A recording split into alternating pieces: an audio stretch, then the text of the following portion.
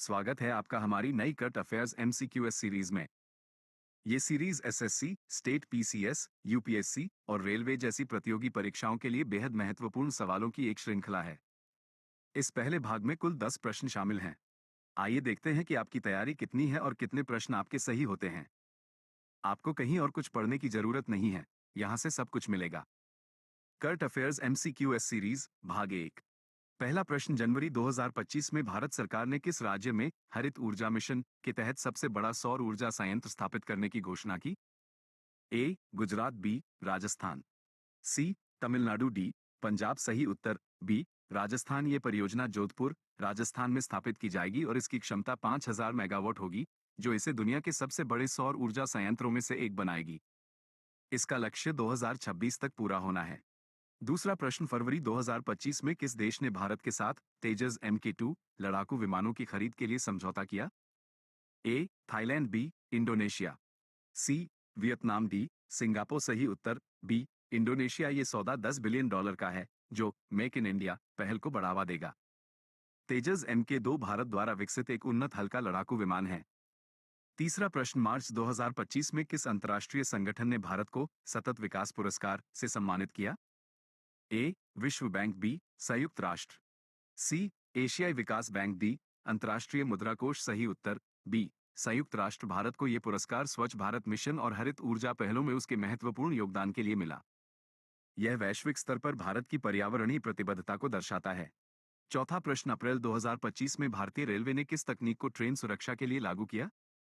ए GPS tracking, B Kavach 5.0, C autopilot system, D radar detection. सही उत्तर B Kavach 5.0। कवच 5.0 एक स्वचालित ट्रेन सुरक्षा ATP प्रणाली है, जो ट्रेनों को टक्कर से बचाने, signal passing at danger SPAD को रोकने और गति को नियंत्रित करने में मदद करती है। पांचवा प्रश्न, मई 2025 में किस भारतीय खिलाड़ी ने ओलंपिक क्वालिफिकेशन में स्वर्ण पदक जीता? ए नीरज चोपड़ा, बी मनु भाकर, सी PV सिंधु, डी सौरभ चौधरी। सही उत्तर बी मनु भाकर। निशानेबाज मनु भाकर ने पेरिस ओलंपिक के लिए क्वालिफाई करते हुए ये स्वर्ण पदक जीता। उन्होंने भारतीय निशानेबाजी में अपनी पहचान बनाई है। छठा प्रश्न, जून 2025 में किस राज्य ने डिजिटल शिक्षा मिशन शुरू किया? ए उत्तर प्रदेश, बी कर्नाटक, सी महाराष्ट्र, डी केरल। सही उत्तर बी कर्नाटक। इस मिशन के तहत कर्नाटक के सभी स्कूलों में स्मार्ट क्लासरूम स्थापित किए जाएंगे, जिससे शिक्षा में तकनीकी एकीकरण को बढ़ावा मिलेगा। सातवां प्रश्न, जनवरी 2025 में भारत ने किस शहर में जलवायु परिवर्तन सम्मेलन की मेजबानी की? ए मुंबई, बी नई दिल्ली, सी चेन्नई, डी बेंगलुरु। सही उत्तर बी नई दिल्ली। नई दिल्ली में आयोजित इस सम्मेलन में 100 से अधिक देशों के प्रतिनिधियों ने भाग लिया, जिसका उद्देश्य वैश्विक जलवायु नीतियों को मजबूत करना था। आठवां प्रश्न, फरवरी 2025 में किस संगठन ने भारत में स्वास्थ्य बीमा योजना शुरू की?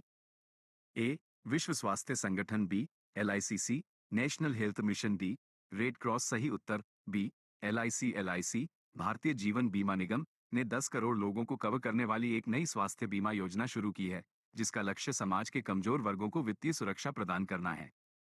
नौवां प्रश्न, मार्च 2025 में किस वैज्ञानिक को अंतर्राष्ट्रीय विज्ञान पुरस्कार मिला?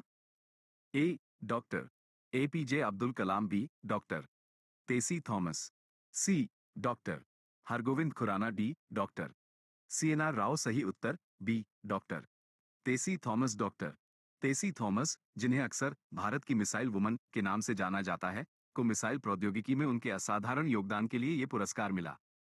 10वां प्रश्न, अप्रैल 2025 में किस रेलवे जोन ने माल ढुलाई में रिकॉर्ड बनाया?